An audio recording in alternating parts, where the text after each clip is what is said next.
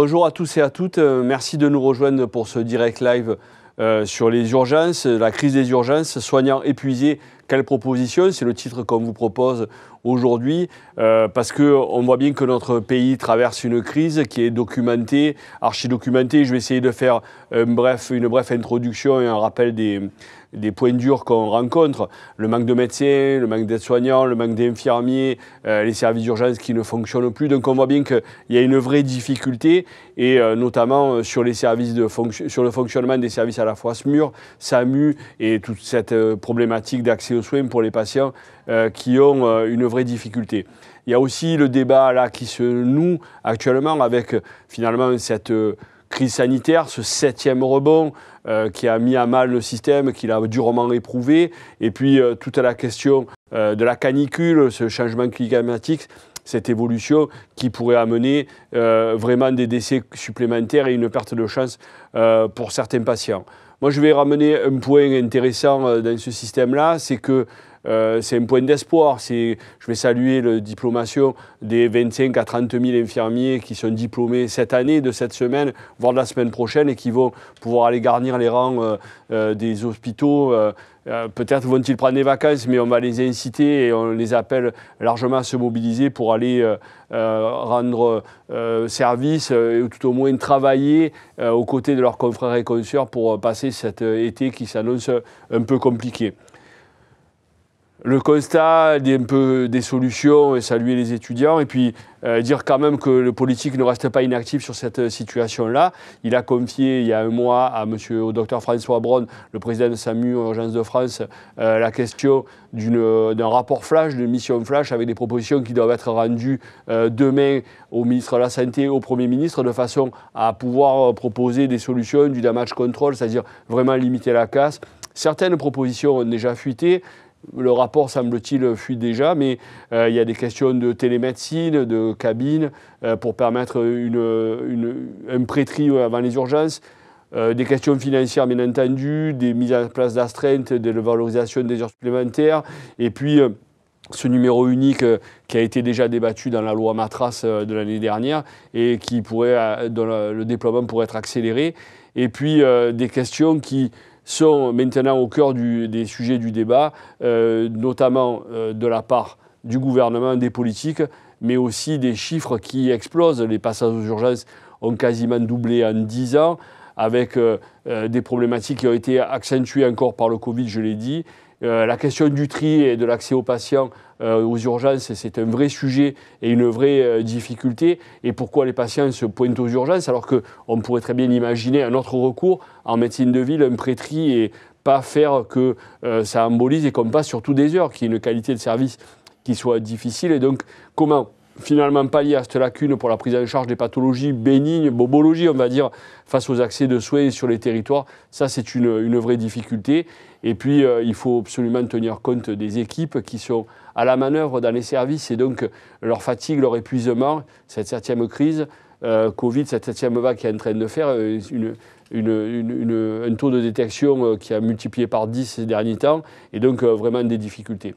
La FHF, entre-temps, qui nous signale qu'ils ont d'énormes difficultés à recruter des aides-soignants et des infirmiers, une vraie difficulté avérée quasiment pour 99% des places, ce qui fait que ces difficultés induisent des fermetures de services, des fermetures de lits, et donc des vraies difficultés. Au-delà de ça, on voit bien que les personnels sont à bout, avec un taux d'absentisme qui est relevé dans leur dernière enquête il y a 2 mois, qui avoisine les 10%, ce qui est vertigineux pour des services hospitaliers, où la question du sens est de souvent aller travailler alors qu'on est fatigué, malade et pas tout à fait au point, continue, parce que c'est la question du sens, c'est de pourquoi on a été formé et vers quoi on veut tendre. Et bien entendu, les chiffres de l'ordre qui rappellent qu'on a 15% des infirmiers qui disent qu'ils vont abandonner la profession dans les 10 ans, dans l'année à venir, pas dans les 10 ans, mais dans l'année à venir, et donc une vraie difficulté.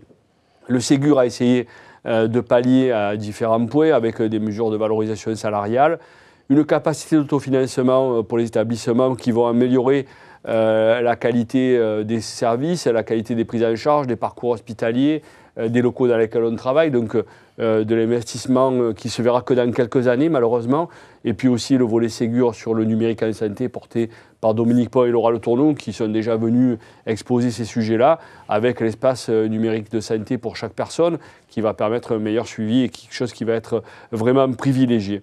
Et tout ça, finalement, les patients au milieu avec chacun qui détient un petit bout de sa vérité, de sa réalité, mais finalement une difficulté dans le continuum de la prise en charge, et puis la réalité aussi, cette approche finalement populationnelle qui nous manque tant en France, parce qu'il y a des corporatismes ou des difficultés à faire en sorte que ce soit le bon niveau, l'efficience, même si c'est un gros mot quelquefois, de mettre le bon professionnel au bon moment, au bon endroit, face aux besoins du patient.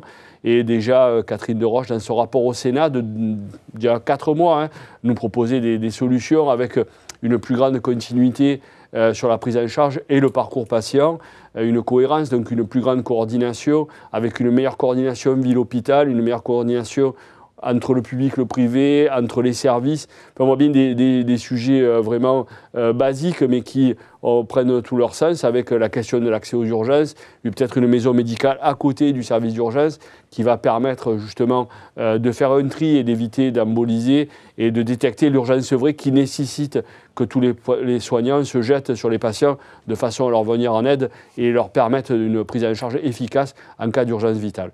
Et voilà, donc le besoin de lits en amont, en aval, et ça, nos intervenants aujourd'hui vont en parler. Et toutes les propositions qu'on a faites tout au long de nos consultations et qu'on rappellera plus tard, donc, quand j'aurai l'occasion, que Benjamin Viala m'en donnera l'occasion de réexpliquer et de permettre d'expliciter. Et je vous laisse la parole, Benjamin. Merci Monsieur le Président. Nous avons donc le plaisir d'accueillir en direct sur le plateau et en visio Bertrand Sommier, secrétaire général de la Fédération de l'hospitalisation privée, Gaëtan Casanova, président de l'Intersyndicale nationale des internes, Grégory Allione, président de la Fédération nationale des sapeurs-pompiers de France, qui est en visio, et Olivier Boyer, directeur général du Centre hospitalier régional d'Orléans, qui est également en visio. Merci à tous de nous avoir rejoints pour cette matinale. Pour ouvrir le débat, Olivier Boyer, vous êtes directeur du CHR d'Orléans. Pouvez-vous nous décrire aujourd'hui la situation au sein de votre hôpital ? Bonjour à tous. Alors nous sommes aujourd'hui à Orléans dans une assez grande difficulté, dans la mesure où le département est dans la région qui dispose le moins de professionnels de santé, de médecins et d'infirmiers. Et donc l'hôpital doit faire face à une difficulté particulièrement aiguë depuis août dernier, depuis la fin de la crise du Covid, tout simplement parce que nous avons recruté beaucoup moins d'infirmières qu'au cours des années précédentes et qu'aujourd'hui nous avons plus de 150 lits fermés. Et donc globalement on a une difficulté aux urgences. Alors je dis souvent que la crise que nous vivons n'est pas la crise des urgences, c'est la crise du système de santé, de l'hôpital éventuellement, mais pas seulement la crise des urgences. À Orléans, on a plutôt un très bon service d'urgence avec des jeunes médecins, des bons professionnels paramédicaux qui sont en nombre. Ils le disent eux-mêmes, ils pourraient être plus nombreux, mais ils sont relativement bien dotés. Notre difficulté, c'est l'hospitalisation des patients, parce que nous n'avons pas assez de lits. Pour vous donner, juste sans trop vous assommer de chiffres, pour donner quelques éléments de comparaison, Orléans, c'est une ville de 300 000 habitants. Tours, c'est la même chose. À Orléans, il y a 30% de passages aux urgences adultes supplémentaires de plus qu'à Tours. Et on a 2 fois moins de médecins à l'hôpital, 2 fois moins de médecins en ville et 4 fois moins d'internes. Donc ça vous donne une idée déjà en temps normal de la pression qui s'exerce sur les services d'hospitalisation du CHR. Pression qui est renforcée évidemment par les lits fermés, les vacances de postes d'infirmiers qui sont caractérisées depuis la fin de la crise Covid. Alors, des mesures ont été prises, je vais peut-être pas tous les égrener, mais j'en parlerai au fur et à mesure de nos échanges. Merci beaucoup. Justement, selon vous, comment est-ce que l'on agit sur l'amont, c'est-à-dire avant l'arrivée aux urgences ? Alors, on a dû prendre des mesures d'urgence. Depuis le 28 mars, j'ai été amené à faire beaucoup de cellules de crise, quelquefois 3 par jour. Et au fur et à mesure des cellules de crise, j'ai perçu le fait qu'on s'en sortirait pas comme ça très facilement, comme on fait d'habitude, en ajustant un peu nos dispositifs, en améliorant un peu la gestion des lits, voilà. Donc, j'ai décidé avec les professionnels de mettre en place un système qui est d'ailleurs en ce moment même malheureusement en place de régulation d'urgence. C'est-à-dire que tant qu'on a trop de malades, on a défini un seuil du nombre de malades pris en charge aux urgences en attente d'hospitalisation. Quand on a atteint on autorise l'entrée des malades aux urgences, à part les urgences vitales, évidemment. Donc ça veut dire qu'on ferme provisoirement l'entrée aux urgences en essayant de trouver des solutions pour les patients, vers d'autres services d'urgence, vers les CPTS, vers les médecins de ville. Les CPTS nous ont aidés, hein, elles ont ouvert des plages de consultation quotidienne. Évidemment, ça répond malheureusement pas totalement, hein, j'ai pas de doute là-dessus, sur le fait qu'on abîme l'offre de soins et la prise en charge de la population. Donc c'est pour cela qu'il faut nécessairement pas qu'on reste dans cette situation-là. Nous avons aussi ouvert une maison médicale digitale, puisque comme on n'a pas beaucoup de professionnels de santé dans le département, ce sont des médecins extérieurs qui font tourner cette maison, des médecins d'autres départements, je veux dire d'autres régions, hein, qui font tourner cette maison médicale avec une infirmière qui accueille les patients, qui dispose d'appareils pour aider le praticien à faire son diagnostic à distance. Alors naturellement, ça ne répond pas aux cas difficiles, hein, évidemment pas aux urgences vitales, ni aux patients qui ont besoin d'être hospitalisés, mais ça contribue à alléger la pression sur les urgences. Et puis je pense, je suis en train d'y réfléchir et de mettre ça au point avec les professionnels de santé. Patrick Chamboredon, dans son introduction, a insisté sur l'idée d'une approche populationnelle. Et donc, effectivement, je crois qu'il faut qu'on dépasse notre organisation en silo, soins, ville, hôpital, et qu'on se mette tous ensemble avec un dispositif de coordination. Donc, ça veut dire des innovations notamment sur les modes de financement des acteurs, des innovations aussi sur la compétence des infirmières et des professionnels paramédicaux. Je pense qu'il faut, dans notre département en tout cas, c'est ce que je vais essayer de défendre, de faire bouger les lignes.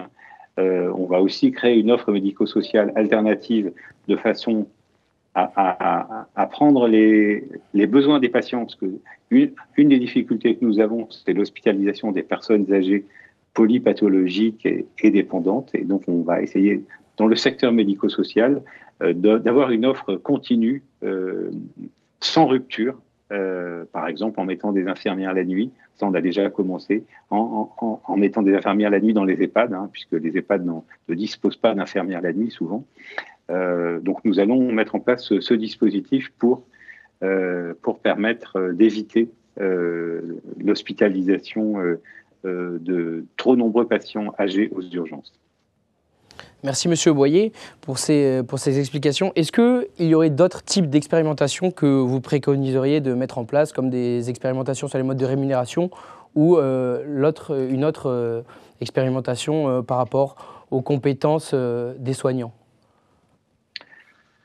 Oui, je pense qu'à partir du moment où on considère, et d'autres pays l'ont fait, qu'il faut avoir une approche populationnelle. Ça veut dire aujourd'hui, les modes de rémunération, moi en tout cas je le vois comme ça, sont un obstacle.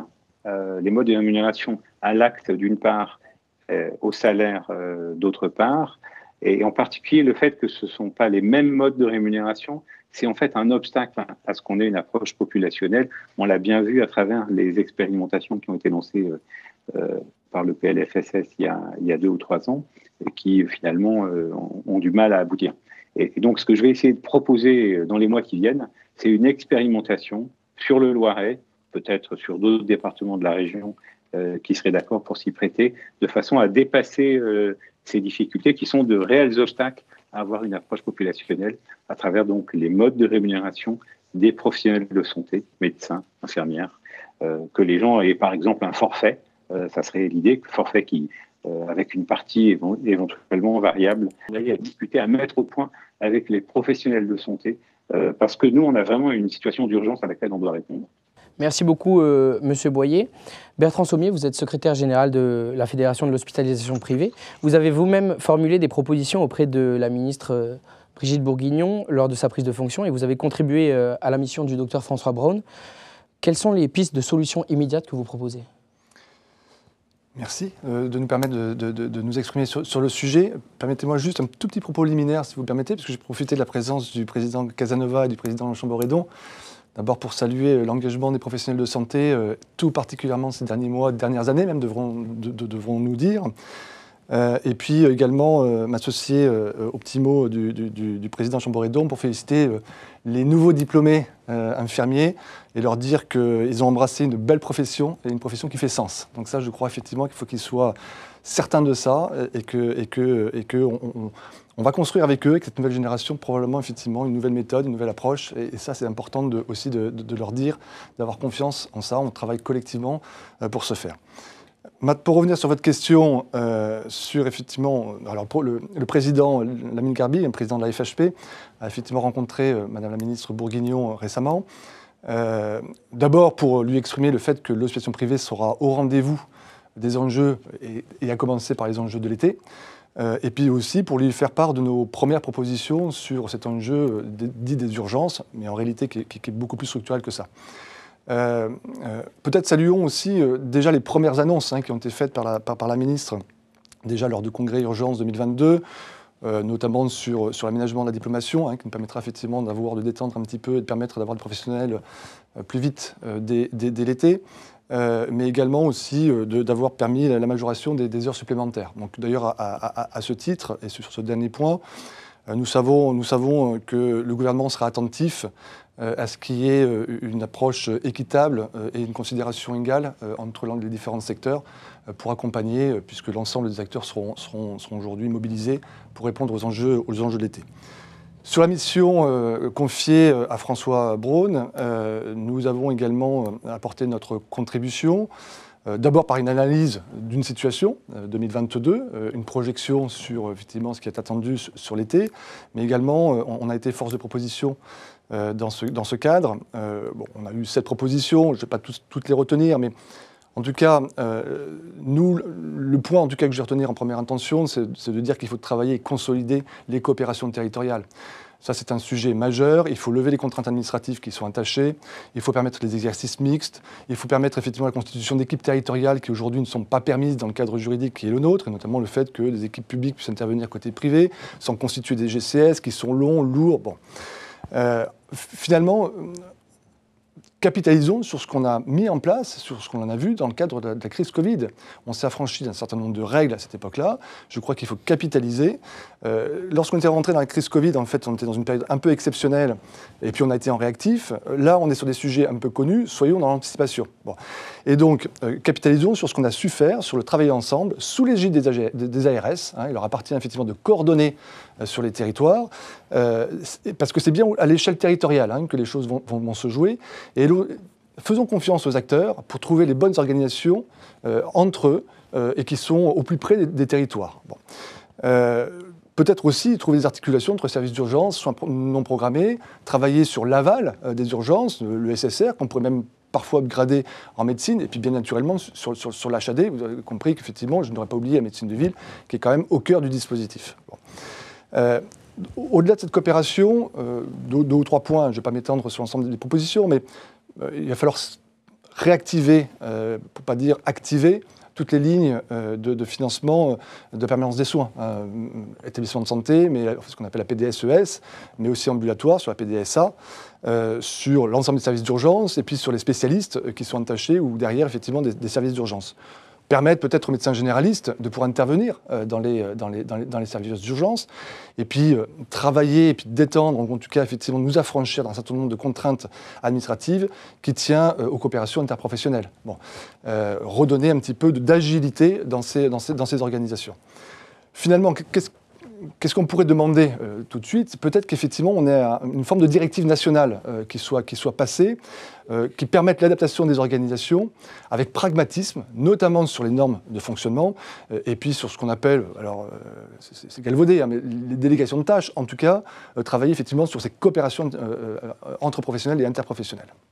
Merci beaucoup, Monsieur Sommier. Vous me faites aller sur ma seconde question. Vous préconisez donc une certaine approche financière, organisationnelle et coopérative. Qu'en est-il des solutions que vous proposeriez en termes plus structurels, notamment en termes de démocratie sanitaire, par exemple? Écoutez, en tout cas, j'en retiendrai que deux ce matin. Deux enjeux qui sont des enjeux structurels. Le premier, c'est la formation. On pourra se raconter toutes les histoires que l'on veut, mais si, dans un contexte de pénurie de professionnels, on ne forme pas plus, on sera toujours effectivement en difficulté. En fait, la situation exige un véritable Big Bang de la formation.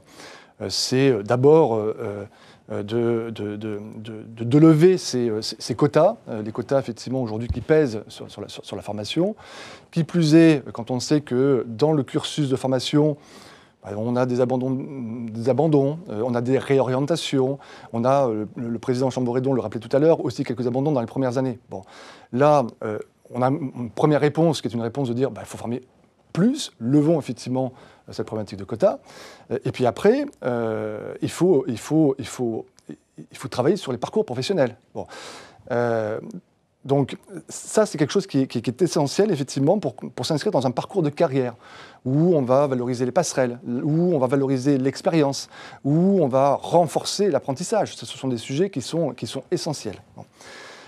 Et puis, il faut répondre aussi aux aspirations nouvelles, aujourd'hui, des professionnels, qui sont légitimes. Bon. Je crois que dans cette période de crise, c'est là où on innove. C'est le moment où, effectivement, on trouve des solutions, et probablement des solutions qui soient pérennes. Et je crois qu'il faut saisir cette opportunité que le contexte nous offre, nonobstant effectivement les difficultés qui sont les nôtres. Le deuxième point très structurel, c'est que probablement qu'il faut refonder, pour ne pas dire construire, une forme de démocratie territoriale. De quoi s'agit-il? Pour la FHP, on défend un service public de santé. Ce service public de santé, en fait, engagerait l'ensemble des acteurs sur le socle de mission et non pas de statut. Bon. De sorte qu'on embarquerait le secteur public, le secteur privé, le libéral, la vie, sans cloisonnement, effectivement, entre sanitaire et médico-social. Et ce service public de santé aurait une déclinaison sur les territoires. En fait, ce serait un service public territorial qui viendrait construire les réponses co-construire les réponses sur les territoires de manière ascendante. Il serait bon, effectivement, à un moment donné, qu'on ne s'inscrive plus dans une approche totalement descendante pour laisser et faire confiance aux acteurs pour construire leurs réponses sur les territoires. Merci beaucoup, Monsieur Sommier. Vous avez notamment mentionné l'aspiration des jeunes générations et de leur entrée dans le métier. Donc, je vais donc donner la parole à Gaëtan Casanova, président de l'INSI, l'intersyndicale nationale des internes. Comment est-ce qu'on évite la fuite des soignants des urgences? Alors, on évite la fuite des soignants des urgences comme on l'évite dans les autres domaines. En réalité, les urgences, c'est peut-être que la situation hospitalière en général, c'est même certain, elle est cristallisée aux urgences, mais c'est globalement à peu près les mêmes inquiétudes qu'il peut y avoir. Donc comment on fait pour maintenir des professionnels en poste? Il n'y a rien d'exceptionnel, c'est-à-dire qu'on leur permet de travailler dans des conditions correctes. Travailler dans des conditions correctes, ça commence, alors je vais écarter assez vite la rémunération, étonnamment, parce que je crois que tout résumé à cet aspect financier, c'est finalement ne pas comprendre grand-chose d'une part aux aspirations des êtres humains et ne pas comprendre grand-chose non plus à la politique.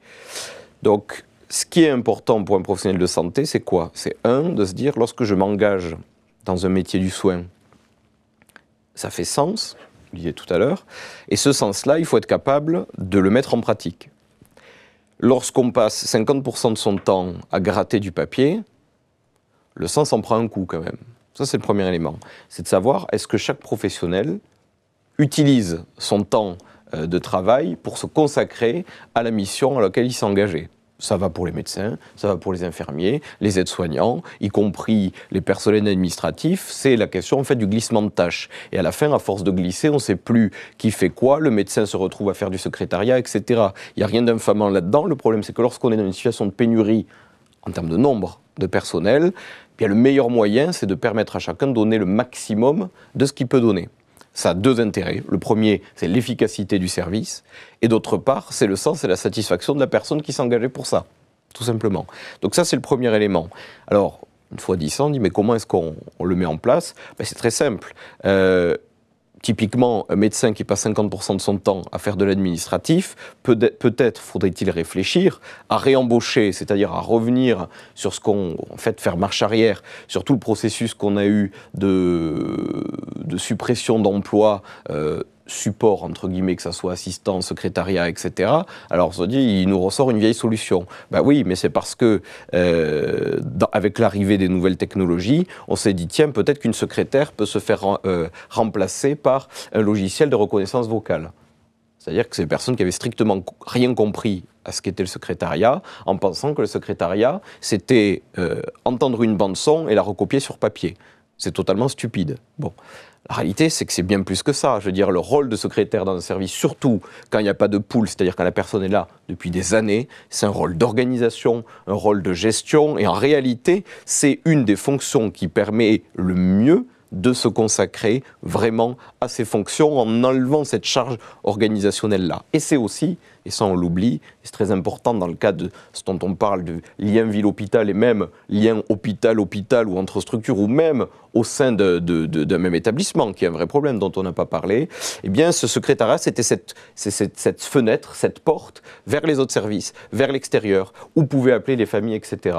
Donc là je suis en train de sortir une vieille solution dont on pensait qu'elle ne servait plus à rien. En réalité, oui, elle sert. Donc voilà, ça c'est un exemple parmi tant d'autres. Mais s'il devait y avoir une direction à prendre, c'est celle-là. C'est d'essayer de donner à chacun la capacité de se consacrer à ce pourquoi il a été formé. Donc ça fait des transferts de compétences, ça fait des réorganisations managériales, ça fait des suppressions des lourdeurs qu'on peut voir surtout dans les CHU, où vraiment on n'est plus dans la construction d'un système de santé, mais dans une construction bureaucratique, en se disant on nomme chef de service des PUPH parce qu'ils sont PUPH, c'est dommage, ils s'étaient consacrés eux à l'enseignement, à la recherche, pas à gérer un service. La conséquence, c'est que beaucoup de services sont gérés avec les pieds, pour le dire simplement. Donc voilà, donc la première question à se dire, c'est que font les gens, quelles sont leurs compétences et quels sont leurs désirs professionnels. Lorsqu'on s'intéressera à ça, ce qu'on n'a globalement pas fait, eh bien à ce moment-là, on arrivera à les maintenir. En tout cas, peut-être arrivera-t-on à les maintenir. Merci beaucoup. Et donc concrètement, en termes organisationnels, en termes d'organisation, qu'est-ce qui, selon vous, aurait le mérite d'être revu, notamment en termes de régulation aux urgences en fonction de gravité ou d'autres soucis comme ça? Alors, ce qui est difficile, il y a deux réponses. C'est-à-dire que la réponse immédiate, c'est ce que dit François Braun, c'est du damage control. Imaginez que là, je vais pouvoir sortir la solution aux urgences qui est l'héritière de 15 ans d'inaction politique, même plus.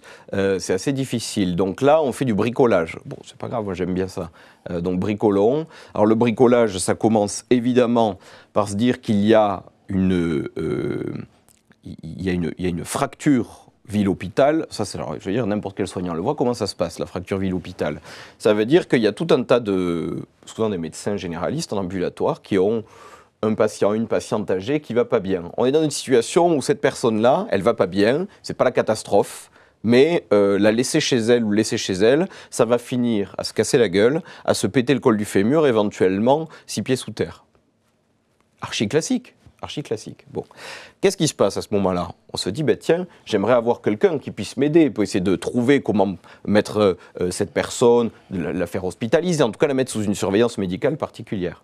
Il n'y a pas d'entrée. C'est quoi l'accès? C'est les urgences. Donc les urgences, c'est la cour des miracles. Pourquoi? Pas parce que les gens ont envie de passer des heures à attendre, tout simplement parce qu'il y a un chaînon manquant dans la prise en charge qui fait que le seul moyen d'accéder à une surveillance hospitalière institutionnel dans le sens dans un bâtiment qui est adapté, qui est construit pour surveiller, accueillir et prendre en charge des patients, ça n'arrive pas. Donc que fait le médecin généraliste? Il a deux choix. Soit il dit eh bien écoutez madame, on se fait une partie de poker, éventuellement demain vous ne répondrez pas parce que vous serez tapé la tête contre le mur et l'histoire sera terminée.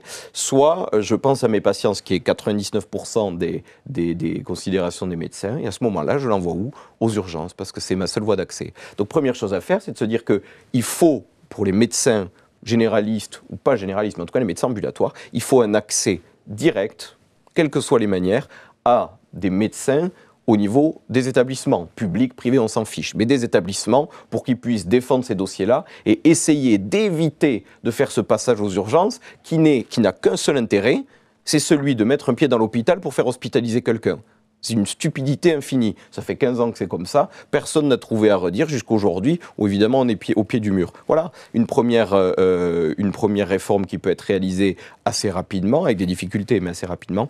Et la deuxième qui est aussi essentielle, c'est sur la formation des jeunes professionnels, j'en parle en tant qu'interne. Eh bien, c'est qu'aujourd'hui, il y a une hypersegmentation qui est très statutaire, c'est-à-dire d'un côté vous avez les PUPH des CHU qui disent il faut rester au CHU, de l'autre côté les nouveaux médecins généralistes, professeurs qui veulent se faire plus royalistes que le roi et qui considèrent que mon Dieu tu es généraliste donc jamais tu devras faire des stages à l'hôpital. Donc en fait chacun se retire dans son précaré et chacun, au lieu de construire des ponts, chacun s'amuse à construire des murs pour défendre de façon très corporatiste sa profession, ses intérêts personnels. Donc la première chose à faire, c'est peut-être de tirer les oreilles à ces gens-là en leur disant maintenant, fin de la récré, le rôle essentiel de l'institution hospitalière universitaire, c'est que les personnes qui soient formées, mais ça va pour les médecins comme pour les autres professions, eh bien elles soient formées à l'activité qu'elles vont avoir plus tard. Donc il n'y a rien de mieux pour un professionnel pour créer des liens que de dire tu vas pouvoir aller en ambulatoire, tu vas pouvoir aller en hospitalisation et je peux vous assurer que quand il faudra transférer un patient, la personne qui l'a vu parce qu'elle a vécu arrivera à le faire bien mieux, avec bien plus d'efficacité. Et ça peut se faire immédiatement. Merci beaucoup Gaëtan Casanova. Je reviens sur votre premier constat qui rejoint, en effet, on comprend, celui des précédents intervenants, notamment en termes de réflexion à mener en amont, notamment sur les soins de ville. La première chose à faire sur ces soins de ville, encore une fois, c'est pour éviter cette segmentation, il y a la question de la formation, la question du personnel, c'est une chose.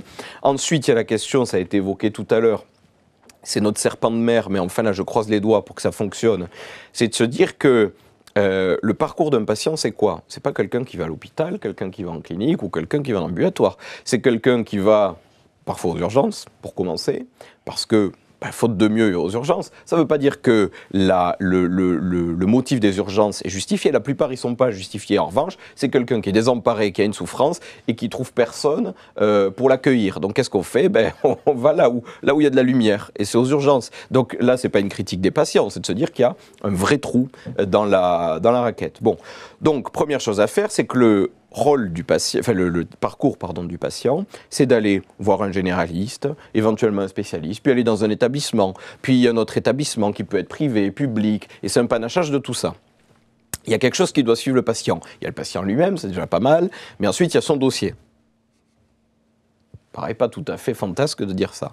Eh bien aujourd'hui, c'est quoi le transfert d'un patient? Le transfert d'un patient, pour l'avoir vécu trop souvent, c'est Madame Michu qui arrive sur son brancard avec 1 mètre de dossier sur le ventre parce qu'on est un foutu de numériser ça, avec évidemment des radios, des examens complémentaires qui ont été réalisés, dont les CD ont été perdus quelque part dans le triangle des Bermudes, et donc vous allez passer des heures entières à récupérer, à faire tout un travail d'enquête qui est à la fois laborieux et infernal pour retrouver ne serait-ce que la dernière prescription de la patiente ou du patient, parce que lorsque vous ne l'avez pas, l'idée c'est pas de le faire au pifomètre en disant tiens j'ai une prescription qui passe par là, je vais represcrire ces médicaments-là. Je veux dire c'est infernal pour les professionnels, c'est infernal pour les patients parce que c'est une perte de chance. Donc le premier objectif sur lequel il faut tout mettre, c'est fait, mais ça doit être fait avec encore plus de vigueur, c'est de dire qu'un dossier d'un patient, l'intégralité de son dossier, tous les examens, etc., doivent être immédiatement accessibles, immédiatement, et suivre le patient systématiquement. Cette mesure, j'allais dire simple, c'est faux, elle est difficile. Mais en tout cas, cette mesure qui est encore une fois simple si elle avait été, ça fait quand même, lorsque j'ai fini mes études de droit, c'était en 2012, déjà on en parlait. Donc je veux dire, en 10 ans, ne pas avoir été foutu de le faire correctement, c'est un vrai scandale. Après, on pourra les gloser en disant qu'on est la 6e puissance mondiale et qu'on a un rôle à porter dans le monde et en Europe, qu'on est un foutu de balancer un logiciel pour transférer des dossiers de patients. Je crois qu'il faudrait être plus calme, probablement beaucoup plus modeste et revenir quand on aura des choses à dire. Aujourd'hui, globalement, on n'a pas à être fier. Donc je crois qu'il faut se dépêcher. Là, en tout cas, il y a un vrai projet sur mon espace santé qui est en train d'être créé et qui va dans le bon sens. La question, c'est d'arriver à cet objectif final, d'avoir un dossier qui suit le patient. Et ça va tout changer. Vraiment, c'est des heures et des heures qui sont épargné, c'est une meilleure prise en charge du patient, réellement, donc c'est meilleur état de santé à la fin, et on parlait de sens et de capacité à se maintenir, je peux vous assurer qu'en termes de ressenti sur son travail, le fait d'arriver avec le patient, avec son dossier, etc., vous avez l'impression d'être le pape.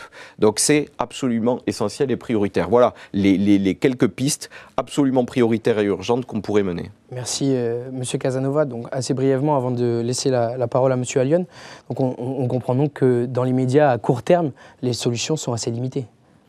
Ah oui, les solutions sont assez limitées. François Braun l'a dit, c'est du damage control, mais parce qu'on hérite, encore une fois, de 15-20 ans d'inaction politique et d'incapacité à repenser l'hôpital. Pour tout un tas de raisons.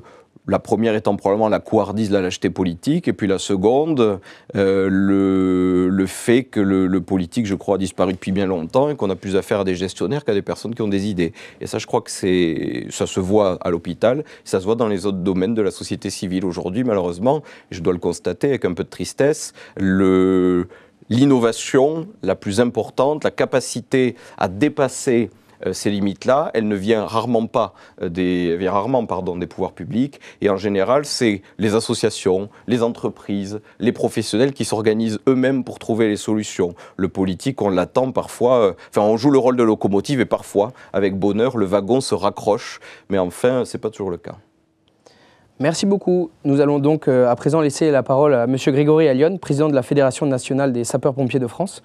On rappelle que les sapeurs-pompiers interviennent en amont des urgences dans le secours aux personnes. Merci pour votre présence, M. Allione. Que pensez-vous des propositions relatives à la régulation des patients par le biais du 15 pour trouver un médecin disponible ? Écoutez, premièrement, remercier Patrick Chamboredon de cette initiative et dire très sincèrement que l'ensemble de nos invités ce matin ont eu des propos que nous pourrions tenir également parce que nous partageons cette idée finalement de se faire confiance, premièrement, de finalement adapter les réponses au territoire et de donner la capacité à chacun de s'exprimer dans son registre. Et j'apprécie beaucoup le fait de dire aussi, M. Casanova, que tout n'est pas argent dans notre société. Les uns et les autres, on s'engage pour des valeurs et on les partage. Et j'ai une phrase pour symboliser notre problématique, c'est que la crise du Covid avait réussi à nous rassembler. Il ne faudrait pas que la crise des urgences puisse faire en sorte que l'on se désunisse dans un moment où on a besoin de tout le monde. Pour revenir à ce que vous disiez, je crois qu'on a besoin d'un Big Bang. Ça a été exploité par M. Saunier, mais d'un Big Bang pas uniquement sur la formation, mais d'un Big Bang structurel. On a une organisation qui date. On a une action politique qui a manqué sur un certain nombre de décisions. L'hôpital est en souffrance et nous, sapeurs-pompiers de France, on a une pensée pour les collègues soignants dans les hôpitaux, mais pas que dans les hôpitaux, dans la médecine de ville. Tout le monde est en train de subir cet afflux de patients et de victimes. Mais j'ai une pensée aussi pour tous les sapeurs-pompiers de France qui, en ce moment, colmatent aussi ces difficultés de l'hôpital. Donc, pour revenir à votre question essentiellement, nous le portons. Et le sujet de la confiance, il n'est pas uniquement sur les professionnels de santé, il est également sur la population. Nous portons depuis très longtemps l'idée qu'il faut travailler tous ensemble sur un même plateau et avoir un numéro pour l'urgence et un numéro qui permette de solliciter l'ensemble des acteurs. Quand je dis l'ensemble des acteurs, c'est effectivement la médecine de ville, l'ensemble de la médecine de ville, parce qu'aujourd'hui, nous avons affaire à des déserts sanitaires, pas des déserts médicaux, des déserts sanitaires, et il faut que l'on arrive les uns et les autres à les combler. Voilà ce que nous portons, vous le savez toutes et tous, mais le jour où on aura passé cette étape du damage control, il faudra que l'on revoie la structure même avec laquelle on répond. Et pour conclure mon propos, on parlait de 6e puissance du monde. Posons-nous la question si en Europe et dans le monde, notre système a été copié. Visiblement, non. S'il ne l'a pas été, c'est que forcément, il y a des questions à se poser. Merci, Monsieur Allione. On sait aujourd'hui que la loi autorise désormais les sapeurs-pompiers à effectuer certains actes et soins d'urgence sur les patients. Est-ce que vous pouvez nous en dire un petit peu plus ? Oui, on a eu récemment un décret qui a engendré de la difficulté pour le sortir. On ne peut pas faire confiance aux sapeurs-pompiers pour faire un taux de glycémie, c'est le cas maintenant, mais même si ça a été difficile, pour faire un taux d'hémoglobine, pour transmettre un ECG. Vous savez, je suis rentré dans la fin des années 80 comme sapeur-pompier.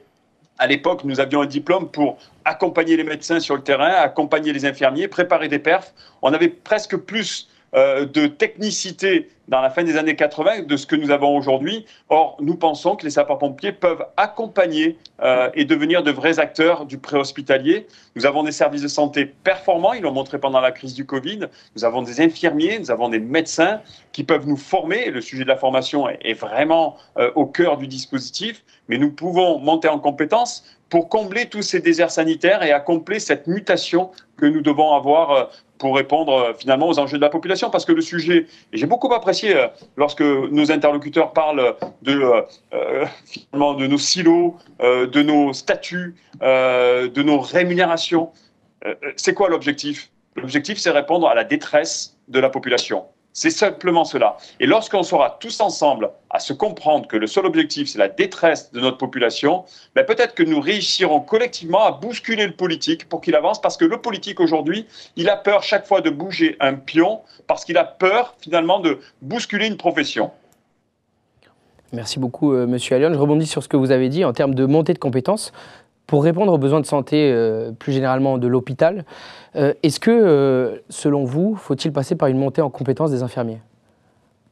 Ah mais c'est très clair, mais pas seulement des infirmiers. Moi, je ne vais pas vous faire plaisir parce que je suis avec l'Ordre des infirmiers aujourd'hui.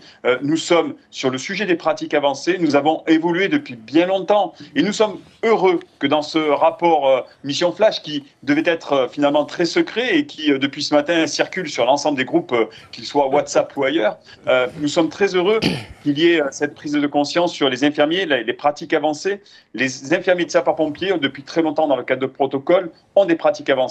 Nous souhaitons que, finalement, le concitoyen ait une pratique avancée pour comprendre qu'il est en détresse urgente ou non urgente et qu'il ait la capacité à trouver un médecin, un infirmier, un kiné, une offre de soins, qu'elle soit de ville ou aux urgences si nécessaire.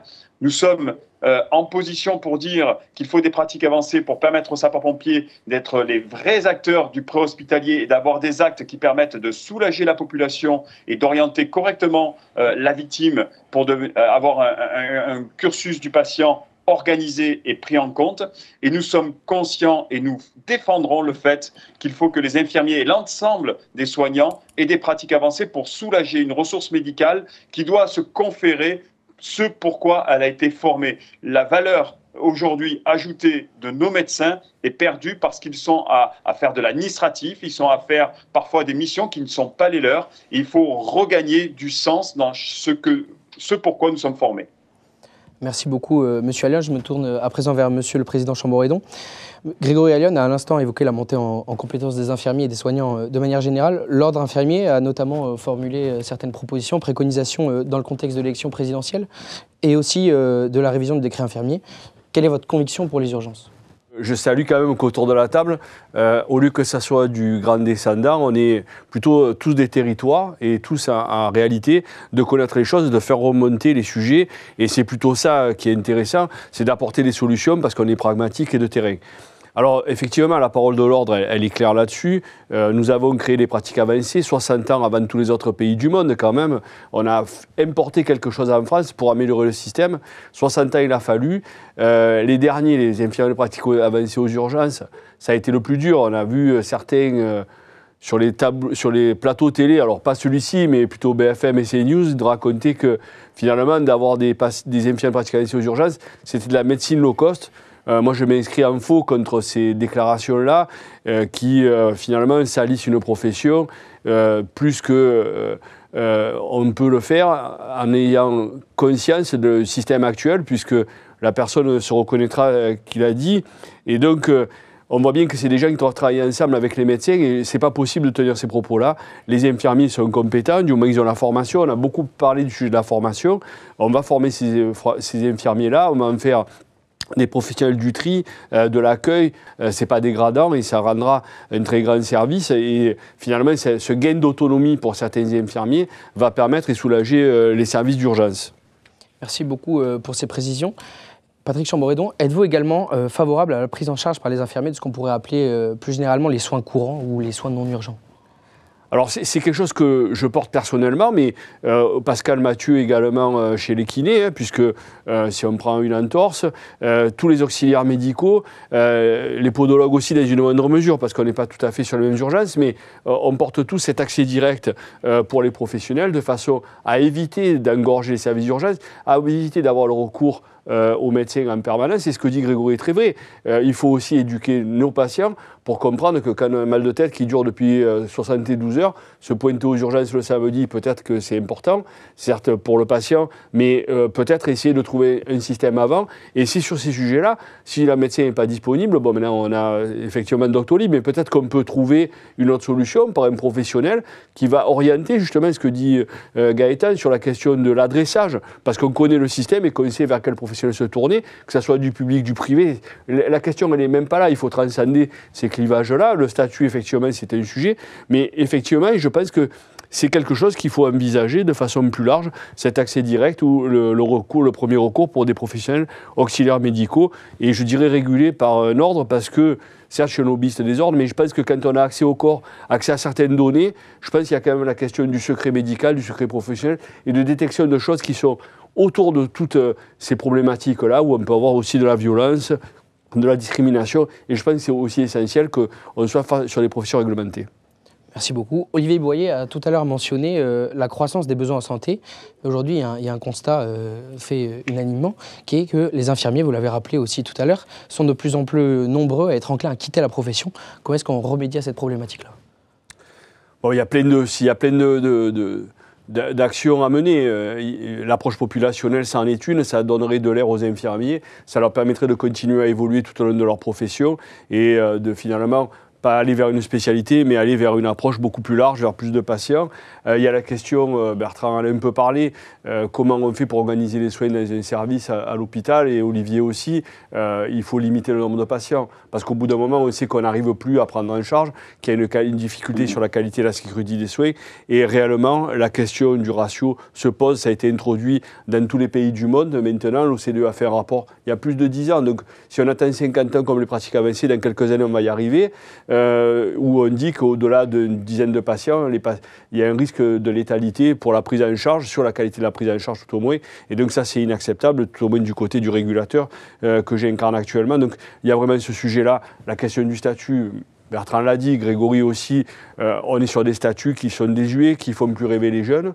Je crois que d'être fonctionnaire, c'était des délires d'avant, la question du statut, et donc de la tarification liée au statut, donc de la rémunération liée au statut, c'est quelque chose sur lequel il faut qu'on arrive à s'entendre et à sortir de ça. Ça, c'est des décisions politiques vraiment importantes. Et puis, au même titre qu'on a permis 45 spécialités pour les médecins, ce qui est nécessaire pour les prises en charge qui sont de plus en plus complexes, de plus en plus techniques, il faut que les infirmiers puissent pouvoir accéder peut-être à une profession médicale intermédiaire, peut-être à la profession médicale, peut-être vers d'autres approches en termes d'IPA. Mais voilà, c'est un panel de propositions qu'on a fait, mais la parole est surtout pour nos invités. Benjamin. Merci beaucoup, Monsieur le Président. Nous achevons désormais cette table ronde. Je vais remercier maintenant l'intégralité de nos participants. Grégory Ayllon, président de la Fédération nationale des sapeurs-pompiers de France, qui était en visio. Bertrand Sommier, secrétaire général de la Fédération de l'hospitalisation privée. Olivier Boyer, directeur du Centre hospitalier régional d'Orléans, également en visio. Et enfin, Gaëtan Casanova, président de l'intersyndicale nationale des internes. Monsieur le Président, je vais vous laisser conclure cette table. Alors, ce n'était pas prévu, mais on a encore 5 minutes. Est-ce que vous voulez dire un dernier mot, puisqu'on a tous... J'ai dit qu'on était tous des territoires. Est-ce que chacun a une idée à pousser, comme on a demandé à Gaëtan? Olivier, est-ce que tu as quelque chose à dire qui pourrait nous aider? Ou Grégory, la parole est libre. Grégory, vas-y. Oui, merci, mais je voudrais vraiment m'exprimer. J'ai des interlocuteurs de qualité qui peuvent porter le message. Les pompiers de France ne souhaitent pas exclure qui que ce soit lorsqu'ils proposent une plateforme. Au contraire, l'idée d'une plateforme pour répondre aux appels, pour répondre aux détresses, c'est vraiment le travailler ensemble qui est nécessaire. Et l'idée du damage control, nous, on exploite l'idée des réactions immédiates. Il est urgent de répondre à ce que nous allons vivre cet été, mais il est très urgent de se mettre autour d'une table et de permettre qu'on soit au ministère de l'Intérieur, au ministère de la Santé, d'être ensemble pour répondre à la détresse. C'est vraiment un message, un appel du fond du cœur, parce que au-delà des discours et des positions partisanes, il y a des personnels qui souffrent, qu'ils soient sapeurs-pompiers, soignants, médecins, aides-soignants dans les hôpitaux. Enfin, il y a des gens qui souffrent en ce moment. Merci Grégory. Je vais me risquer aux phrases choc. Allez, vas-y. On est entre nous. Mais que vous connaissez. Prenons soin de ceux qui nous soignent. Ça, c'est important. Je crois que ça doit être le maître mot. Et si on avait la folie de faire confiance aux acteurs, tout simplement. Et si effectivement, sur les territoires, on se disait, laissons les acteurs s'organiser en fonction des forces en présence, sur des missions, sur des projets, sur des organisations, qui permettent de porter effectivement les compétences des uns et des autres. Et on le voit sur les territoires, ça s'est fait lors du Covid, mais ça se fait aujourd'hui. On a déjà public, privé, libéral, hospitalier, s'organisent d'ores et déjà aujourd'hui sur les territoires pour les maternités. Effectivement, comment on fait aujourd'hui pour assurer la permanence des soins sur pour le coup, une activité qui ne peut pas s'arrêter. Voilà, on a des sujets aujourd'hui qui sont des sujets territoriaux. Et ça, effectivement, ça exige qu'à un moment donné, on redonne un petit peu, parce que c'est un enjeu de confiance, c'est un message de confiance, de dire « je vous fais confiance pour vous organiser sur les territoires ». Et les acteurs le feront, parce qu'ils ont le sens de leur mission. Et ça, faut pas l'oublier, c'est quelque chose qui est très important. Merci. Gaëtan. Moi, s'il y avait un message court à faire passer, je crois que c'est le premier, c'est responsabilité, un mot, vraiment. Et quand je dis responsabilité, c'est de dire que, vu les avancées qu'il y a techniques, professionnelles, etc., on rabat les cartes sur les rôles de chacun, etc. Je crois que la première chose à faire, c'est de faire confiance aux professions lorsqu'elles disent qu'elles sont capables d'assumer une fonction, parce que tout le monde n'est pas des têtes brûlées, les gens n'ont pas envie d'aller au carton. Ça, c'est la première chose. Et la deuxième chose, je dis, c'est la responsabilité à tous les niveaux, au niveau du management, au niveau des directions, partout, en fait, dans toute la société. C'est-à-dire que quand on prend une décision, quand on réalise des actes, eh bien, on en est responsable. Ça, c'est absolument essentiel. Et donc, on en assume les choses. Après, la responsabilité, ça passe par quoi? Ça passe par la formation et des processus de certification. Donc, je crois que le premier levier à enclencher, c'est un levier cérébral, c'est celui de considérer que les gens qui sont autour de nous, et je parle en particulier pour nous, les médecins, en se disant si les choses ne passent pas systématiquement par un médecin, ça va être la mort assurée. Attendez, le nombre de médecins totalement incompétents que j'ai pu croiser, il y en a plein évidemment, parce que c'est pas parce qu'on est médecin qu'on est compétent. Il y a des systèmes de certification, il y a des médecins qui sont des charlots, des infirmiers qui sont des charlots, et des pompiers aussi. La responsabilité, c'est de dire que quand on est un charlot, eh bien, au lieu de faire du soin, on va faire du jardinage, point barre. Et ça, je crois que ça doit s'appliquer à tout le monde. Ça marche aussi pour les directions des hôpitaux. Ça marche pour tous. Lorsqu'on est responsable, qu'on fait confiance aux autres et qu'on est validé dans nos compétences, je crois que les choses se passent très bien avec des gens qui avancent tous dans une bonne direction, qui est celle d'améliorer la santé des gens. Merci, monsieur. Merci, Gaëtan. Il y a quelques mots forts, à mon avis. C'est quand même le sujet des urgences. On le prend par là parce que c'est la ficelle la plus évidente et qui va tous nous préoccuper pendant les 3 prochains mois et qui préoccupe déjà François Braun jusqu'au plus haut niveau de l'État puisque c'est le président de la République. Donc on voit bien qu'il y a une prise en compte de ce que tu as appelé tout à l'heure, la volonté quand même du politique. Et là, on voit qu'elle est affirmée, elle va être très, très puissante, je pense. Et donc, c'est vraiment la question du continuum des soins. Il y a la question de la formation, ça a été dit. Et pour le coup, Jean Castex, avant de partir pour les infirmiers, a fait beaucoup, a débloqué beaucoup d'argent. Et ça, c'est aussi quelque chose qui doit se jouer au niveau des territoires. Ça a été beaucoup un mot qui a été dit. La confiance, c'est essentiel.